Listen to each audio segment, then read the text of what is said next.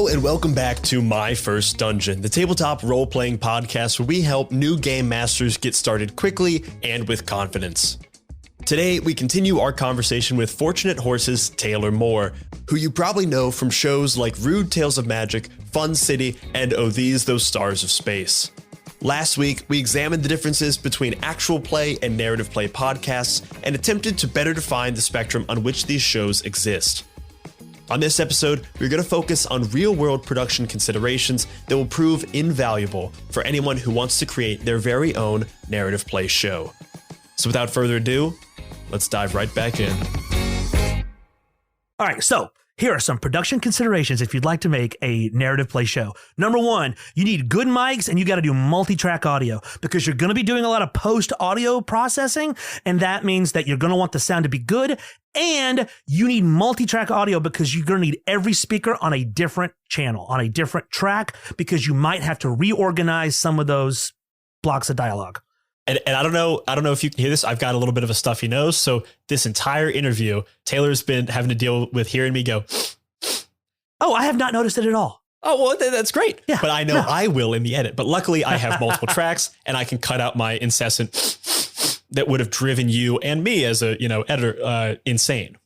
Oh, let me tell you this. Now, if you're going to be doing multi-track recording in the same space, well, that means, and this is very in the weed stuff, but oh my God, I would have killed for this information 2 years ago. So I'm giving it to you. If you're doing multi-track recording in the same space, you're going to get a thing called mic bleed, where one person speaking shows up on another person's mic. So even on multi-track, when you process that person's track, the other voice is going to be amplified. And this is excruciating. If you want to edit 2 lines of dialogue or reaction or laughter that are sonically overlapping, you can't. Yep. Because both tracks are captured on each other. However, there are ways to fix this. And one is this little app called Auphonic, AUPHONIC, which does a thing called cross-gating, and it rules. I don't know about this, and I'm very, because I just finished an edit that had a whole bunch of laughter on top of laughter, and I want to get it out of there. It costs $90, but like worth it. Extremely worth it. Actually, before we go any further, let me address this. Before you make a podcast of any kind at all, you got to decide, are you going to try and make money, or is it just for fun? Yeah. And that decision is, and either one's fine, but that decision is going to inform the most basic things you do henceforth. So you got to decide. Because if you're going to try and make money with a show, you're going to end up doing things like paying $90 for a desktop app that just does one thing to your audio. That you're going to do that. Whereas if you're just in there to have a good time, if you just need an excuse to bring your friends together every week to play D&D, go for it. That's a great excuse. And also, if you're just trying to do it for free, there's also an aspect of how much time are you willing to commit to this. If you aren't intending to make money on it, you're probably going to, and this is a generalization, you might lean more towards an actual play show where you don't have to spend, my minimum editing time for even my early episodes where I didn't have a lot of audio and cues, 8 to 10 hours on an episode. And that's low, honestly. Yeah. If you look at video streamers, even if you're not editing, if you want the show to hang with like the top 10%, look at the sets those people build. I mean, they look fantastic. Like the idea that people are building these kind of sets and backdrops in their homes is I think it's so cool and fun. I love it. Cool. But like, that's something you gotta, it's a business consideration. So the way I'm going to talk about this from here on out, some of these are going to be aesthetic consideration, production considerations, but also you got to understand that I started these shows specifically to be sustainable businesses. Right? Because the whole point of my company, Fortunate Horse, is to get creative people sustainable, independent careers where they own what they make, they have a say in what they make, and they don't have to go work at the content mills or late night TV. That's what we do. So these shows were built to trying to make something that was financially sustainable so that one of my cast members didn't have to take a shitty job. Right? They can just make this great stuff. So that being said, $90 Auphonic. It's absolutely going to be doing that. Another thing is you need to think about production questions of how you actually play the game. Let me give you an example. So when we're recording Rude Tales of Magic, and both shows do this in different flavors, but since I'm the sole editor of Rude Tales, so Those Stars of Space, I co-produce with Joe Lepore, who does the editing and the DMing. Fun City, I co-produce with Mike Rignetta, we co-DM the show, and then Mike and Sam Grant do the editing. But Rude Tales is, up until now, has been entirely me doing the post-production, and I'm listening alongside the show. One of my advice to you is have someone listening to the show. I mean, Rude Tales of Magic, I'm a producer. I'm not on the show. I am just listening to every play session, and I will break in and I will give notes. I will say, that line wasn't clear, do it again. I will say, hey, y'all just did some crosstalk. We missed this word, which is very important to the plot, the character, the scene. Go back, let's record that again, let's do it again. Or I will jump in and like, here's a pitch, how to tie this thing up like really neatly in like a bow, because we got to move on to the next scene because we only, it's been 2 hours of tape. We got to get, all that sort of stuff. Right. It is immensely helpful to have a producer listening in that doesn't have to worry about DMing or playing their character and can just focus on what the show needs and how would a listener be feeling if they're listening to this. And I'll say on top of that, I'm the sole editor on all these shows. I am the That's DM. tough. It's definitely tough. It's a lot of work. Yeah. And I'm the producer on top of that as well. So not only am I trying to run this game for my players to make it enjoyable for my players, I'm trying to have considerations for the listener. And I could go down a rabbit hole of how many times I've missed the mark for one of those two groups. Not to a huge detriment, but to enough that I, as a producer and as a DM, know that there is a flaw there. There is something that could be made better with an extra set of ears taking one of those jobs for me. Absolutely. It takes a load off of both the producer and the DM and the players.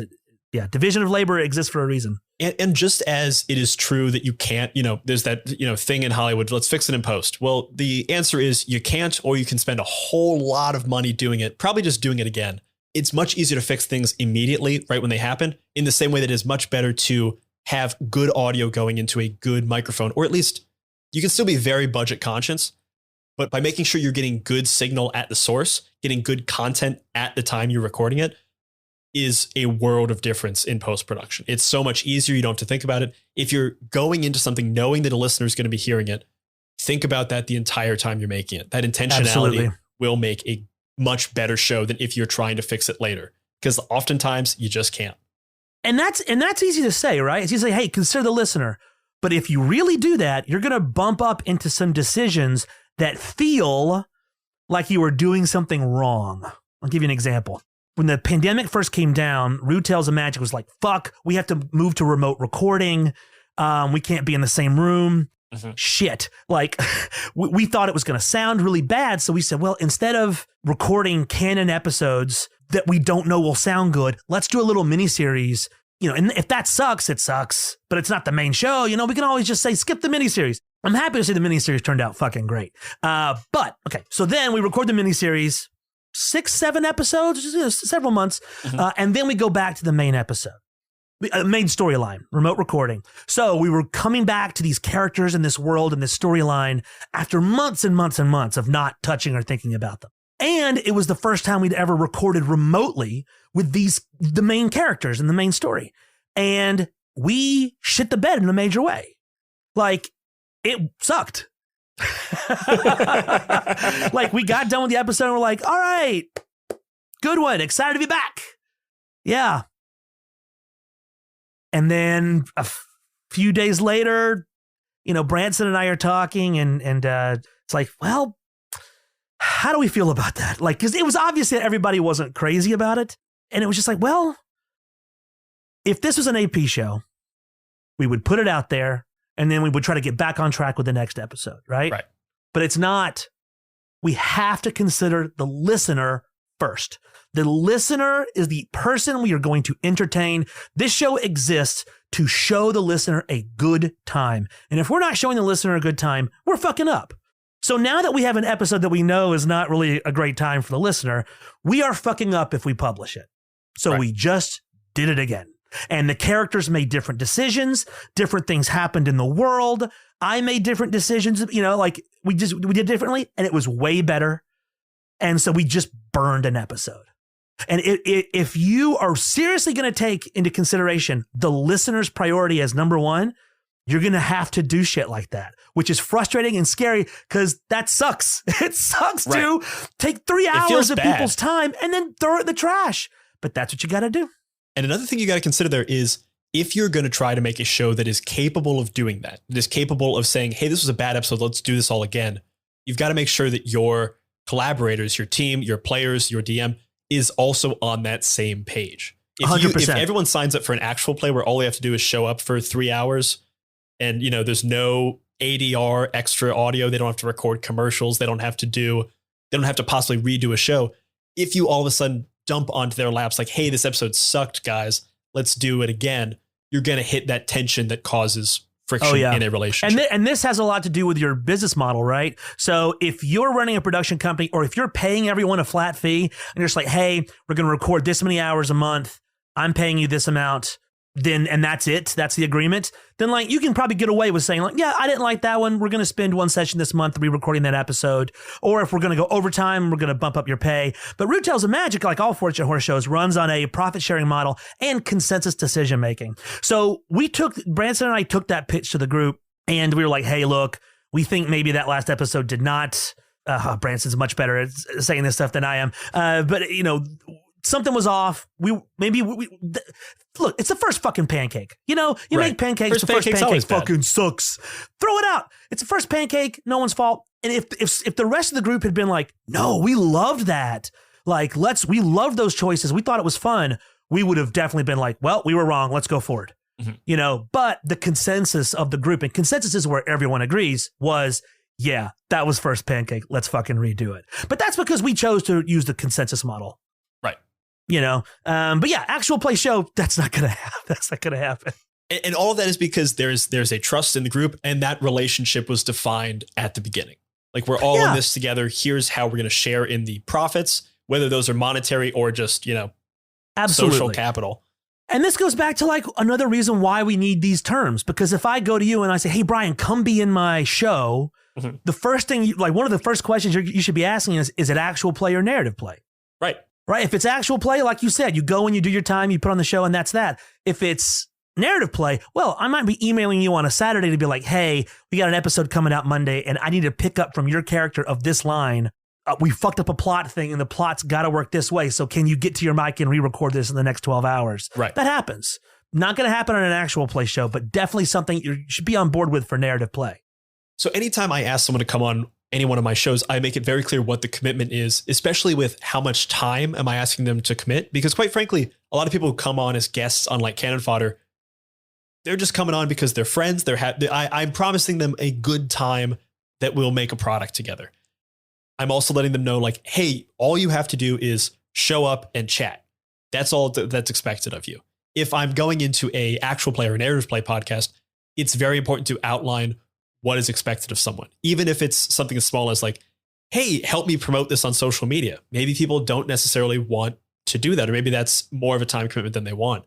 Hey, can you, help me re-record things? Hey, if we start getting commercials, would you record a commercial for me? Something like that. You got to be very clear from the start. If you're thinking of doing this for money, or if you're thinking of doing a show that requires a larger commitment, just be very, very upfront with people about what that commitment is.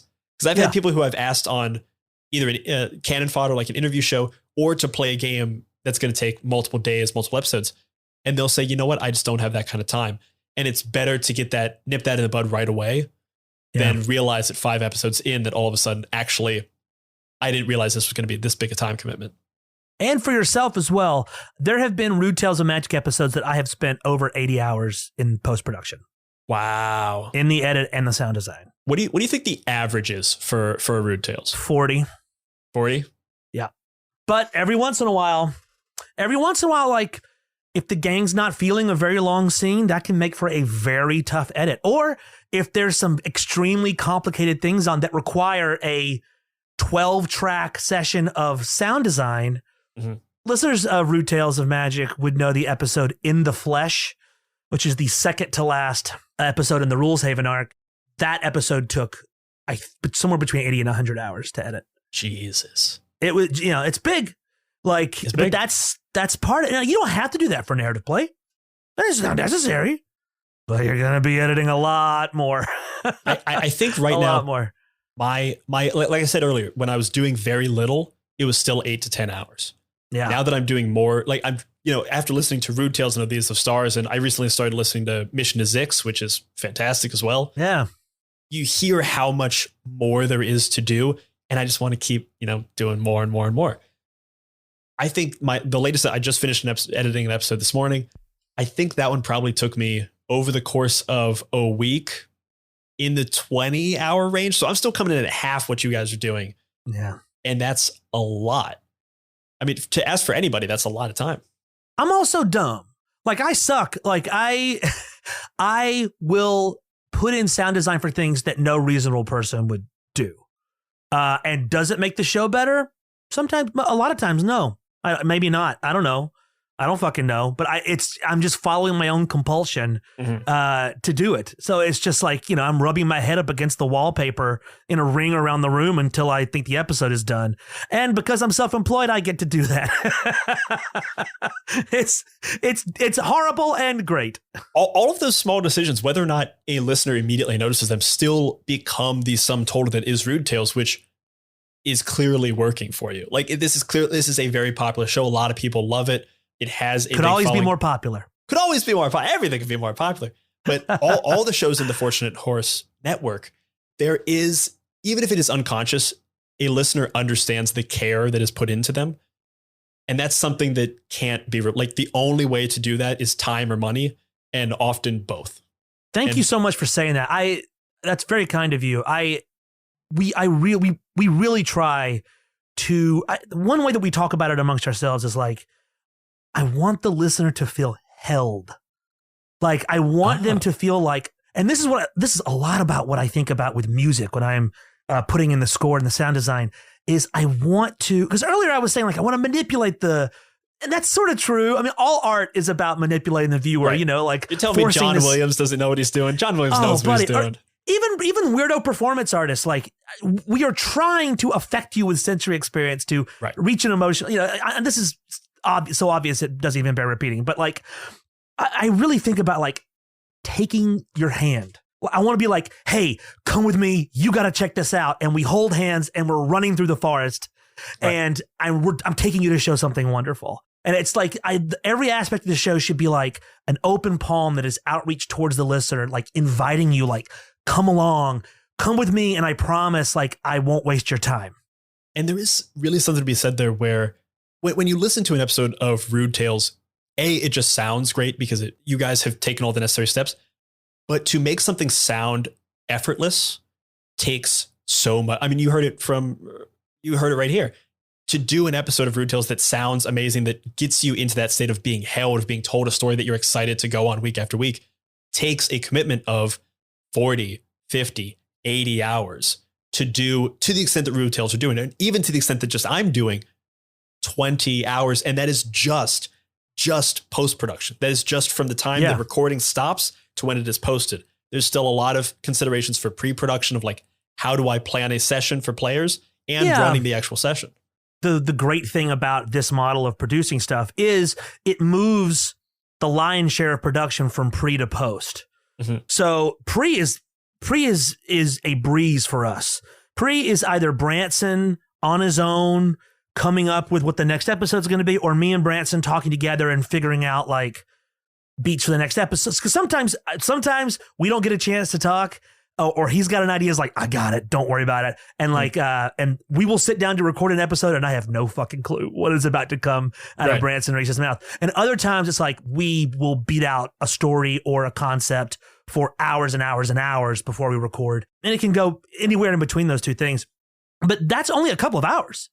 And Branson's improv skills are such that he is able to come up with phrases and characters and world building stuff off the cuff that most people would not be able to generate anything that fun or funny if they had a whole day to write one idea.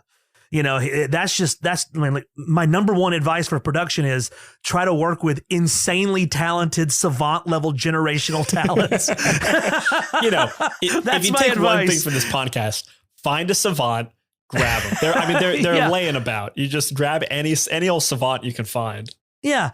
If you need like a Joe Laporte level of appreciation for Star Trek: The Next Generation, or like Mike Rognetta's like voice and world building, his perspective. You just got to find people that are extraordinary in some way is one of the main things that you got to do. And God, I've gotten so lucky and incredibly with that and working with the people at Fortune. There's the thing I just want to say with that is when you find someone or when you are someone who has a strength, lean into that strength. If you are a great improviser, make your show all about, I'm going to do crazy improv stuff. If you have an encyclopedic knowledge of every episode of Doctor Who and you want to do a role-playing show that's just the lost episodes of Doctor Who, use that knowledge and throw it into the ether, because people very much recognize and appreciate when someone is passionate and when someone is very knowledgeable about something, because it comes across in the way that Rude Tales comes across, in the way that Odysseus Star of Space comes across as being effortless. There we go. There's mine. You had yours earlier. There's mine. It's a funny thing. It's one thing they teach you in improv. So you mentioned the game of the scene. So people that haven't been indoctrinated into the recent improv discourse, stay away. Of the last 20 or 30 years. The game of the scene is the funny. So two people step out on stage. They don't know what they're going to say. They talk for a minute. And one of the ways to think about how to make that thing funny for a paying audience member is you want to get pretty funny fast. And you want to give yourself the gift of knowing what to do up there. So here's what you do. So you find maybe your character has a weird perspective. Like you're a doctor, but you think about patients like a mechanic thinks about cars. Right? The hackest thing you can imagine. So you're going to play so you go out there, you're a doctor, and you say, well, let me take a look under the hood. And the other person's like, what? I'm not a car. Boom. Stop right there. What you have just discovered is some improv teachers would say the one weird thing. Other improv teachers would say, oh, that's the game or the hook or something like that. The game is that you are going to be the weirdo. You're a doctor that talks about bodies like cars. Boom. The other person is going to play the patient that thinks it's weird, but goes along with it. And now you know exactly what to do. All you've got to do is act like a doctor, but use car words and just let things build to get crazier, right? That's all you got to do. And so what you're really doing there is you're telling the actors, look for something you can grab. Like make a thing, just start out randomly, just like almost like automatic writing, or just start talking.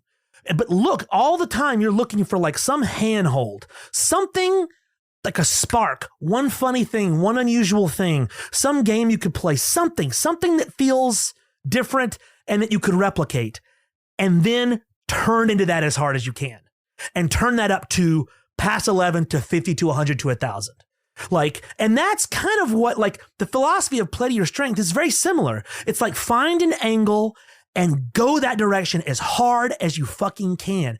And what you'll find is that produces work that to an outsider looks effortless. And it's the same as resolving a major chord progression in music or the rule of thirds in visual art. It is a trick. It's a lie. It is like a magician just lying to your fucking face. Nothing up my sleeve. Yes, you do, motherfucker. You got so many things up your sleeve. It's just a trick that works on audiences. Use it. And as a person who used to be employed as a professional magician, I tell you that is absolutely fucking true.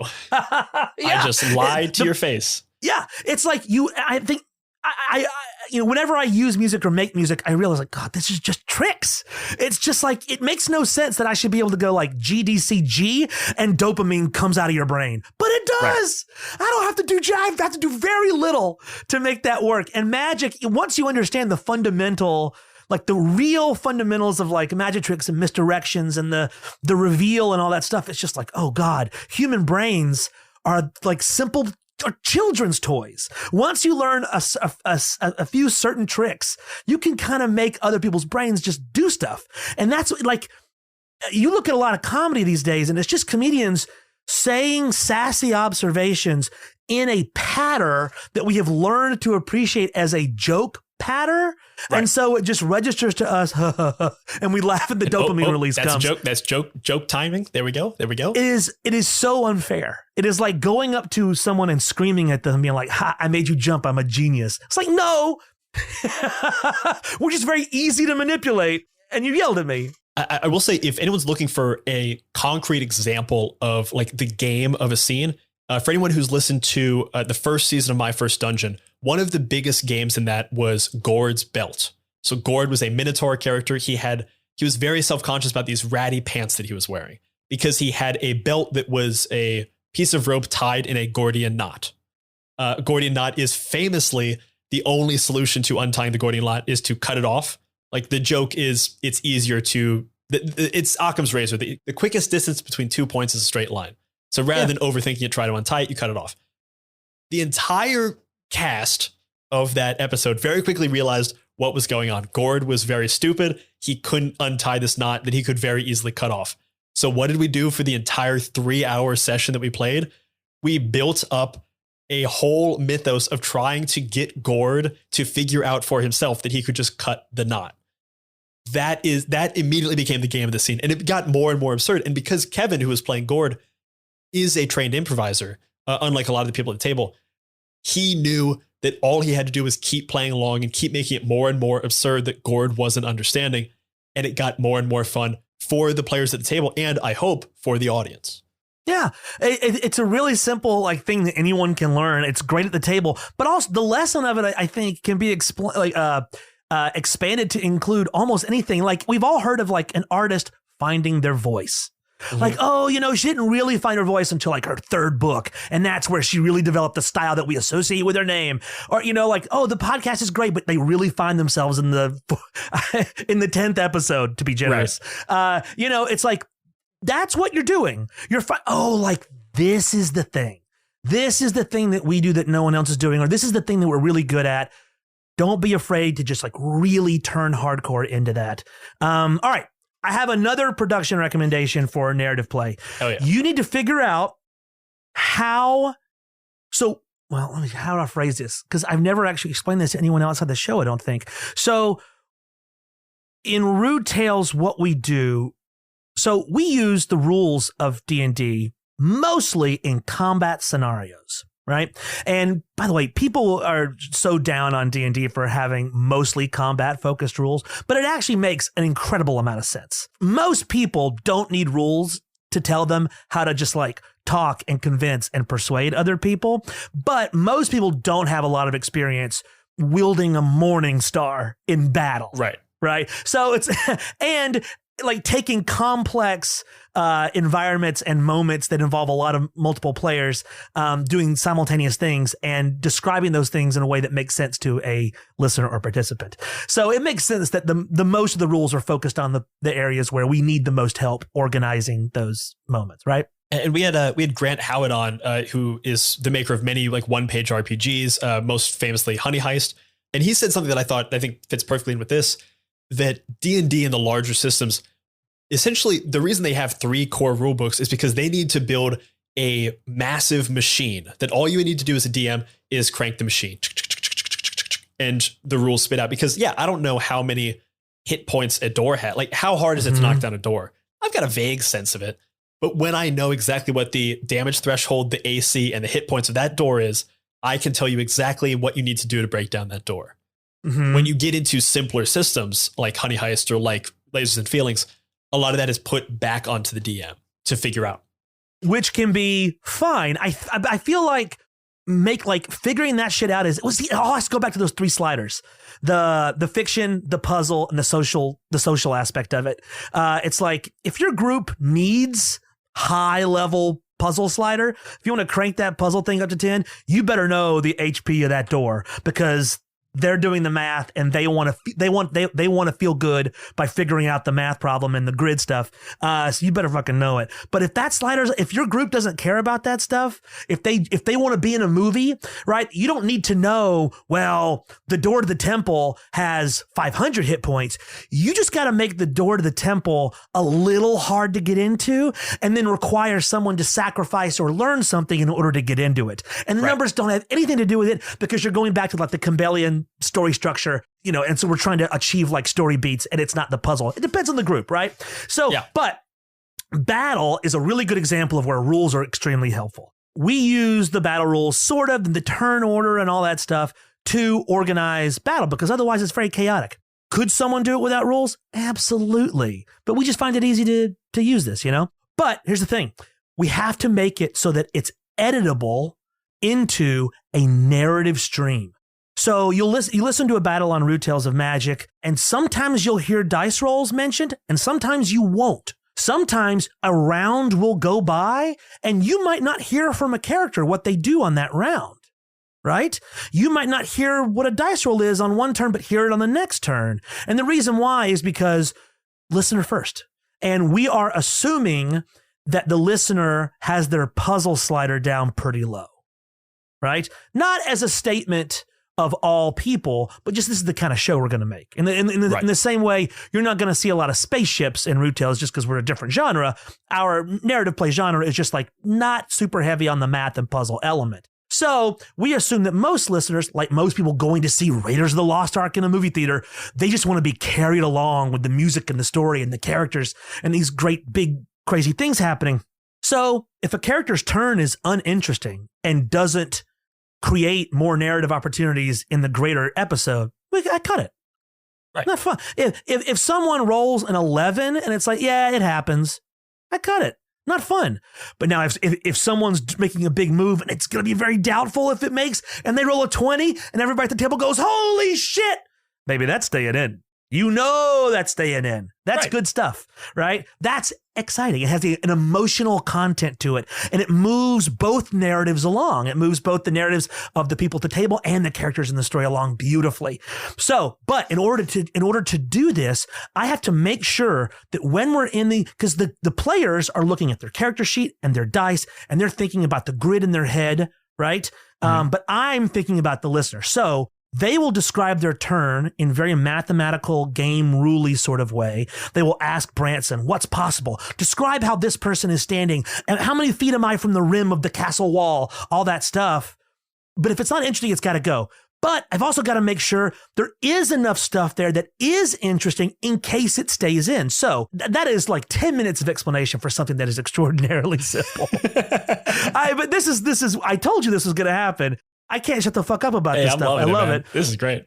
And we're always like figuring this process out because I'm about to institute a big change, because I think we can do better. So we have a system that when it's your turn, and like we've written this system down, each section has names and all this stuff, and I don't think you do this on an actual play. It might develop organically, but because we're putting out so much content and making so many recordings, we have to systematize it. And systematizing it helps with the players and me and everyone remembering to do it. So we have game takes and we have narrative takes. And when someone takes a move in a battle or even does like a big action outside of initiative, they have to have a conversation with Branson that is going to include what's possible, what can be done. Maybe there's some dice rolls there. Maybe there's some looking up a rule or something. Not a lot of looking up rules on Rude Tales these days, but our first 16 episodes, maybe some rule looking up. We don't do that anymore. We learned it's completely unnecessary. Doesn't matter. But then once all that is decided, then we will have that person give a narrative take of the action. So assume all the game talk is going to be cut. Describe it in a compelling way. And of course, within that, you have Branson's reactions, the Dungeon Master's reactions. So, and sometimes I will find myself splicing together moments from the table take and the narrative take to make it clear what's going on, because you have to juggle this information stuff. Because sometimes they'll make a narrative move that doesn't make sense unless the person at the table found out this piece of information. Or maybe Branson has a hilarious reaction to a question they ask in the table take that needs to be incorporated into the narrative take just because it's very fun and funny, Right? So all these things have to be taken into consideration during production. So if someone takes a turn during the game and they forget to give me a narrative take, I've got to break in and say, hey, can we go back?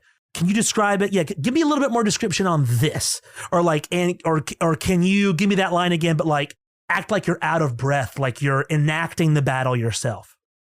Those are the things you've got to do, especially in those big emotionally resonant moments where the stakes are very high or, big decisions are being made in the story. And with an actual play, of course, this would never happen.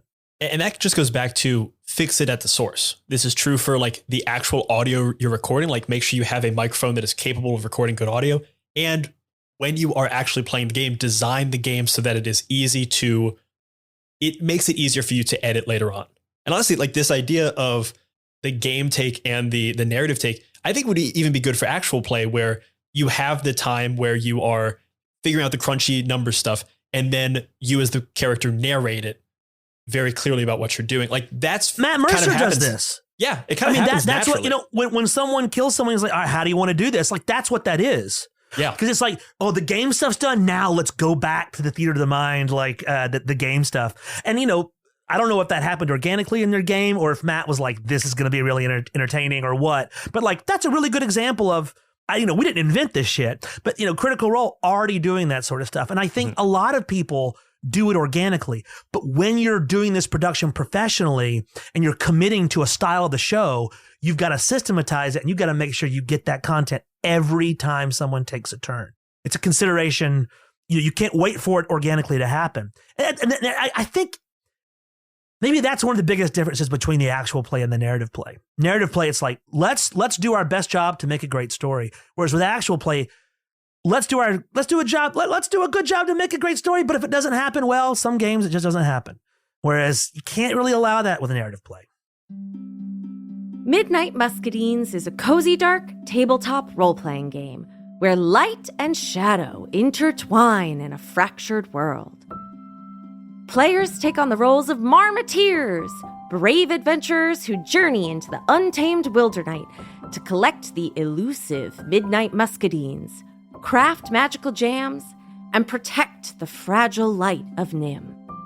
Through collaborative storytelling and resourceful gameplay, players weave tales of courage, community, and the pursuit of balance. Will you preserve the light, uncover the truths hidden in the shadows, or reshape the balance of the world forever? Midnight Muscadines is perfect for fans of Studio Ghibli and Sea of Stars who seek to capture the magic of exploration and the heartfelt adventure in a world where small heroes make a big impact. Play Midnight Muscadines as a traditional GM'd game, GM-less, or even solo. Midnight Muscadines is crowdfunding now on BackerKit. Join the campaign at pandeongames.com/muscadines. I'm Quinns of tabletop role-playing game review show Quinn's Quest, and this is Play to Find Out. Play to Find Out is an actual play podcast that brings notorious old games from the 80s and 90s back to the table. Each season of Play to Find Out, I'm joined by Emily Johnson and Rob Morgan. Good? Nervous? Yeah. You both looked at each other really concerned, like you think what's about to happen is going to be unpleasant. And frankly, I think that's rude. And together, we explore the TTRPGs of ages gone by. Our goal? To separate the TTRPGs that deserve to be remembered from those that maybe don't. I don't know, Emily. It was the 80s. A lot of people were on cocaine. We blow the dust from decrepit systems to learn how they work. Your 100 on the encounter table bursts out. Right, you've encountered a bug. Get ready. Don't laugh. How does one get ready for a fog? Don't laugh. Encounter their unique quirks. I do finger guns to cover up how I wince. A weird thing happens as you do finger guns. Oh, no. And I'm hoping that the Quinn's Quest community will join us in exploring these games too. If you this up, cannot describe to you how much your adventure ends here. Yeah, that's fair. Because the best way to learn is to play to find out. Play to Find Out is available now on the Quinn's Quest Patreon, but the first episode of each series streams for free on the Quinn's Quest YouTube channel and wherever you get your podcasts. Anyway, you failed the Earth roll, and you made jokes while I was doing my exposition, so you don't get to hear any more. Oh, no. Come on. I was shook as...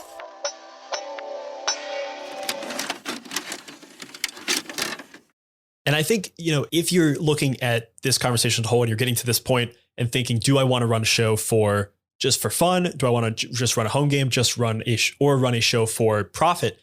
Think about the things that are really being talked about here. They are producing a great show, but within that, they have documents that relate to how they're doing turns. They are actively thinking about these very minute details. Is this something you want to do with your show? Is this something that excites you? Like when you're talking about like how you guys produce the show and how you physically do the recording, I'm like, fuck yeah, this is so cool. I'm going to like incorporate some of this into I'm actually thinking about it, being excited about it. If that doesn't excite you, maybe you are looking more towards an actual play where you are recording something for your friends and trying to capture the best audio right there. If this excites you and you're thinking like, oh, how can I enhance this game, make it better as it's being recorded? You might be looking at narrative play. Both sides of that spectrum are fine. But if you have an intentionality of what you're trying to do, you will have a much better and easier time doing it.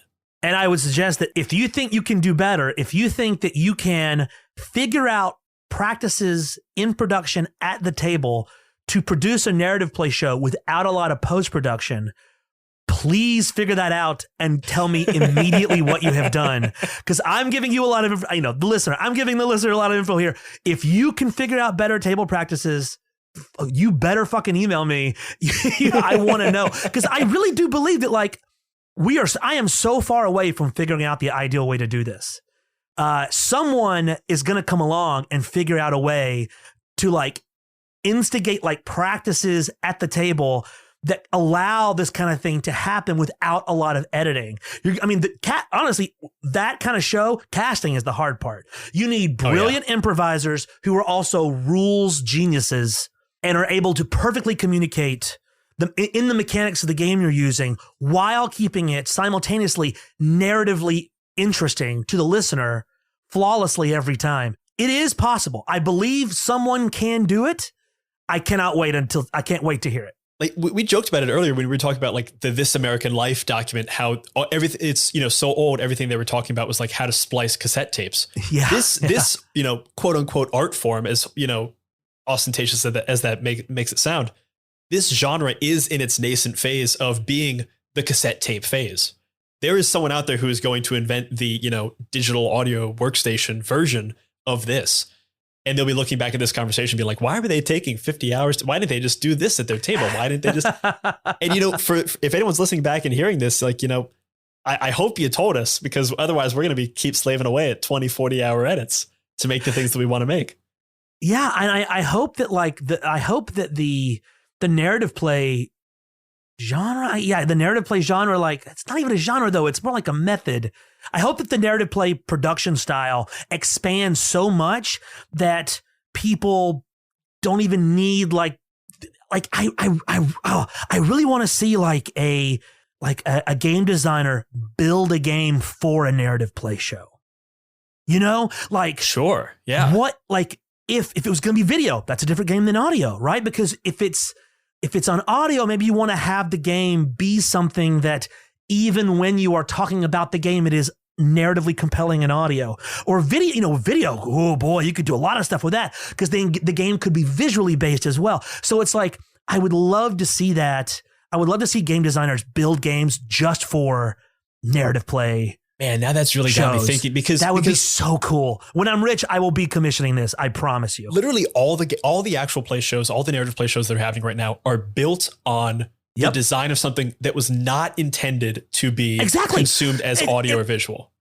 Oh my God, what a fucking great statement you just made. Oh my God. I'm going to be thinking about this a lot. Look at the early days of TV and film. The early days of TV, Absolutely. You know what they did a lot of? They would put cameras around a stage and they would broadcast a play. Yeah. Right? And it's no, you dummies.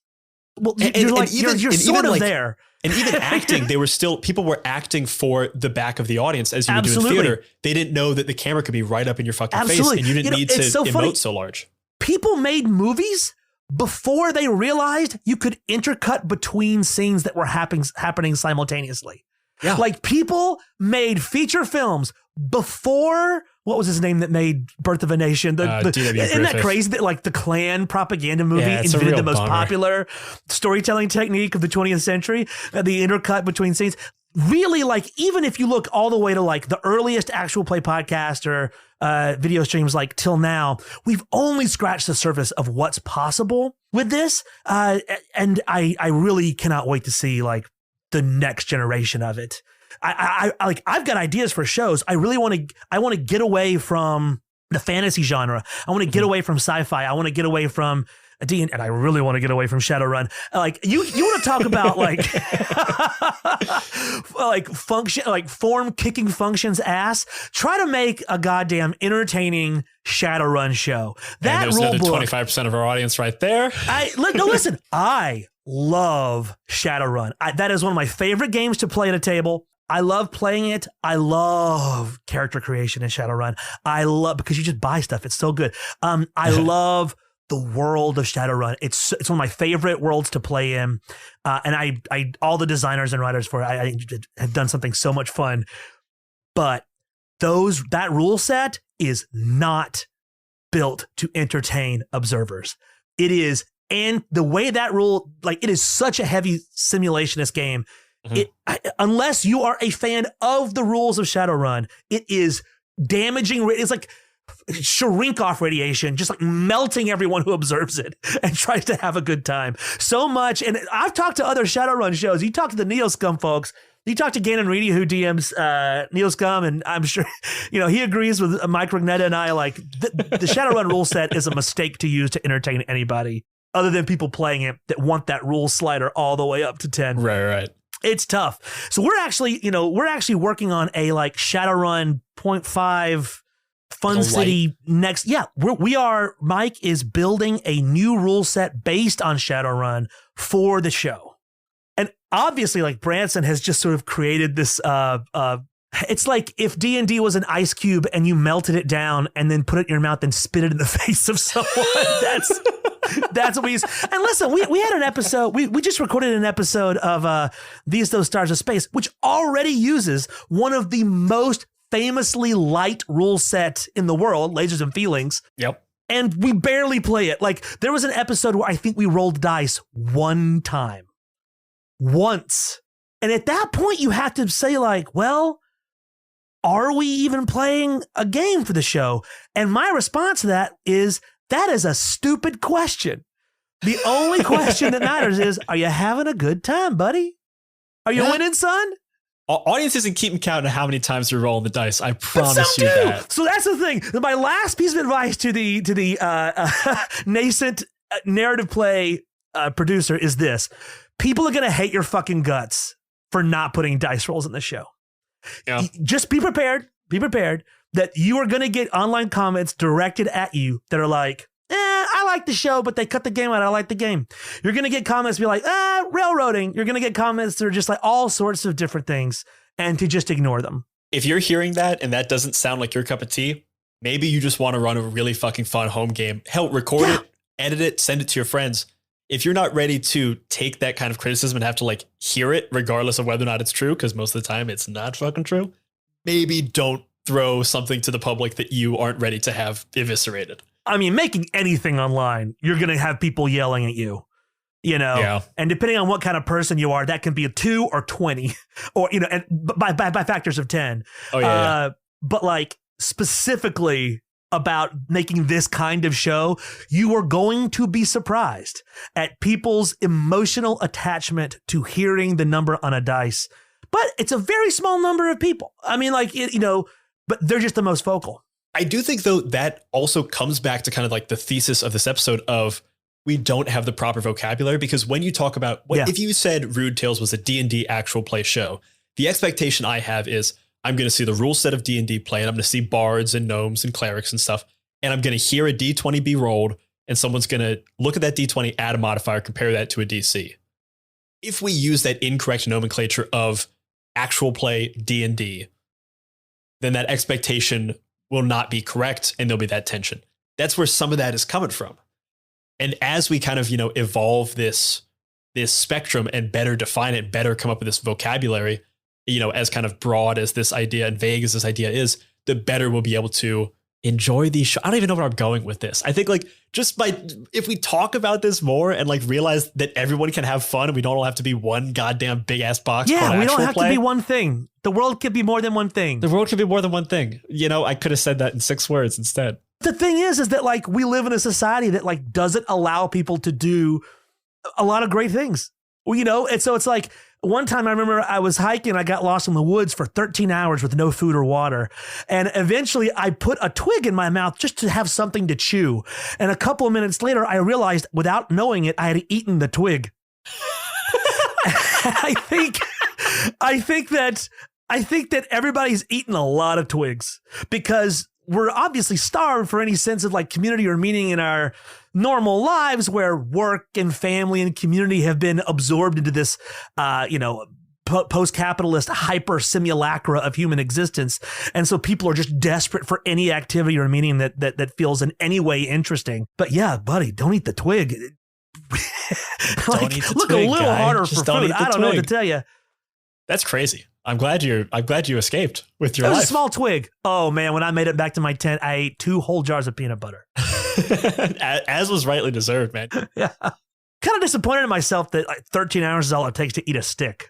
I mean, you know what? Maybe you could think of that 2 ways. It took me 13 hours before I had to eat a stick, or maybe it was I recognize my predicament. I understand what's happening here. It only took me 13 hours to realize I should probably start eating twigs just in case. It was mindless though. And that's the thing is I think that it's, if I had stopped mid eating the twig and thought to myself, wait, hold on, I just chewed up this twig. Am I about to swallow the twig? I might have been no, get out of here. But it's we have these desires that we don't consciously understand. This is what all therapy and all cultural criticism and all psychoanalysis is about, that we're driven by these needs and patterns of behavior that we don't consciously understand. So someone can be really into posting on the I hate the McElroys, whatever subreddit, forget what it's called. And it's just I really think if someone just out of really not judgment, kindness and solidarity, just put a hand on their shoulder and been my friend, this is not the way. Let's do anything else else at all. Oh, maybe some of them will be oh God, you're right. What am I doing? But we spend so much time on this subreddit that no one cares about. But society doesn't allow us to say that to each other. So we do all these crazy things because our drives are acting in the same way that my body was hungry, didn't know what to do because there was no food, ate a stick. We have these needs for community and friendship and meaning and purpose and to be heard and to speak. But outside of any real, meaningful way to experience those things, we create these weird simulacra, like eating a twig. We're just going through the motions. That's not really part of the purview of this podcast. I guess I got off track. The 2 biggest things we got to remember here are, 1, just don't go on indie tabletop RPG Twitter. It's a bad place. I think they're great creators, but the discourse is bad. And 2nd, don't eat the twig. Just don't eat the twig. Try not to eat the twig. Do your best. If you gotta, at least make a conscious decision to eat the twig. Yeah, look, realize you ate a twig and be oh man, goofy. Humans, of which I am one, we are a weird bunch. And then try not to eat twigs anymore. Yeah, you did it. You tried it. You had to do it. Okay, we'll do it again. So we've covered pretty well this idea of this spectrum from actual play to narrative play. We've talked about kind of the pre-production, production, post-production things. If you want to make a game like this, why you should make it, why you maybe shouldn't, if some of these things are less palatable or scaring you off a little bit. For people who maybe aren't as aware of the breadth and spectrum of tabletop role-playing podcasts or shows, are there any things that you would recommend people check out on either side of the spectrum, in the actual play shows and the narrative play shows, that you think are doing cool things, that you think are, if not the next generation, have the potential to be that, that digital generation where we're still in the cassette generation of this genre? Well, one of my favorite podcasts that is very good at playing game on mic and making that game a wonderful, fast, a really cool story is Campaign Skyjacks. Do you know that show? I don't know this show. The show is called Campaign. They had like years and years of like a Star Wars campaign, and now they've been playing this sort of homebrew setting with Sky Pirates, and I just love it. I think it's so well done. They are, a lot of streamers and a lot of podcasts, they try to make these big emotional story beats happen, and it's very cringe-inducing. Mm-hmm. And I say that without judgment, other than I don't like it. But, they're doing great, but it's like, the shit's hard. Right. People get paid millions of dollars to make narrative arcs, and it doesn't work. Oh, my God. I just watched the Eternals movie. That movie cost enough to feed every person. That movie costs enough to house the homeless in in the country, and it's a piece of shit.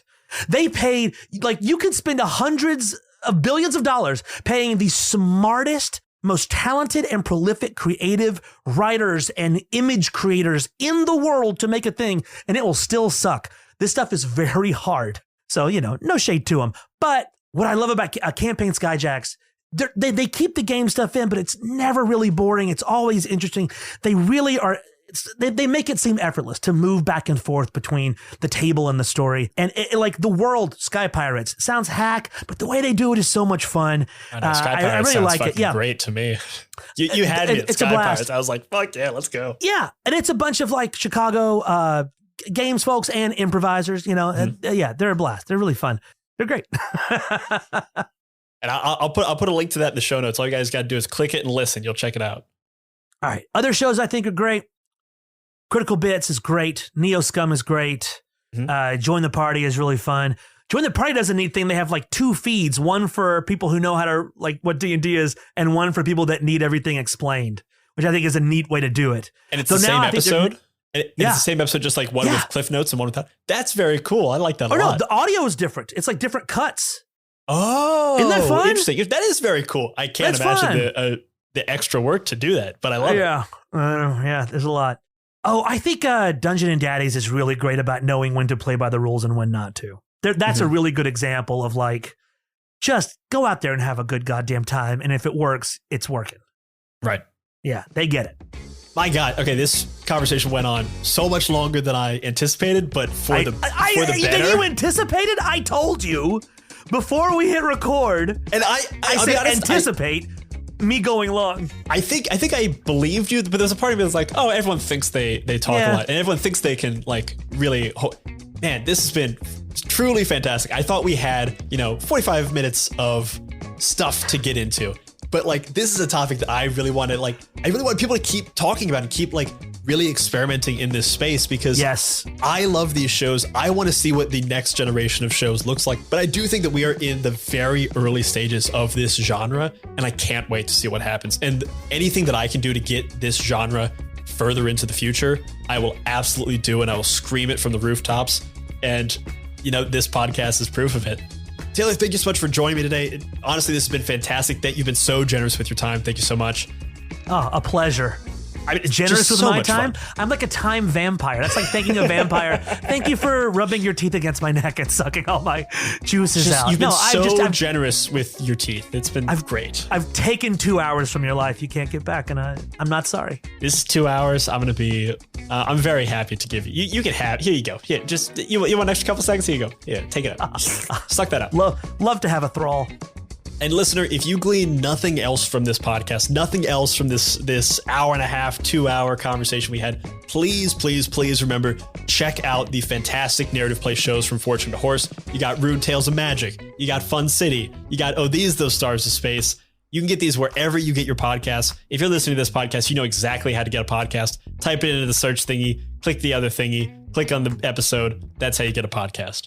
Yep. And if you fall in love with these shows the way I have, please consider supporting one or more of them on Patreon. You get a bunch of extra episodes, talkbacks, all kinds of great bonus content. These are very active Patreons. Please, please, please check them out. Support people who are making great shows like these. And you can find Taylor on Twitter if you want to give him shit for all his hot takes, or hey, I totally agree with you. It's at taylor.biz. That's at TAYLORDOTBIZ. And you can keep up with news on this show and all the others in the Fractured Realms on Twitter at 20sidedpod. That's TWENTYSIDEDPOD. And that is all for this episode of My First Dungeon. Thank you so much for joining us. And remember, if you're having fun, you're already doing it right. Good job. Bye-bye, everybody. Bye, everybody. Great. Dude, that was fucking great, man. That was so much fun.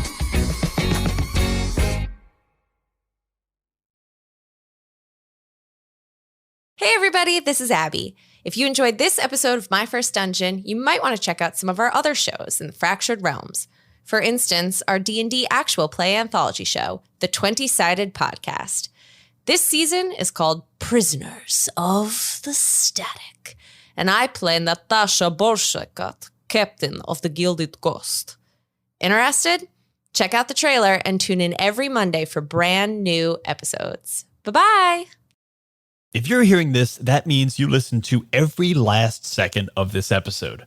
If you're not caught up yet, that's great because then there's plenty more to listen to. But if you are caught up and you simply can't wait for the next episode, then you should head on over to patreon.com/myfirstdungeonpod and become a member of the Dice Pool. For just a few bucks a month, you'll get cast talkbacks, original games, and a full-length bonus actual play each and every month.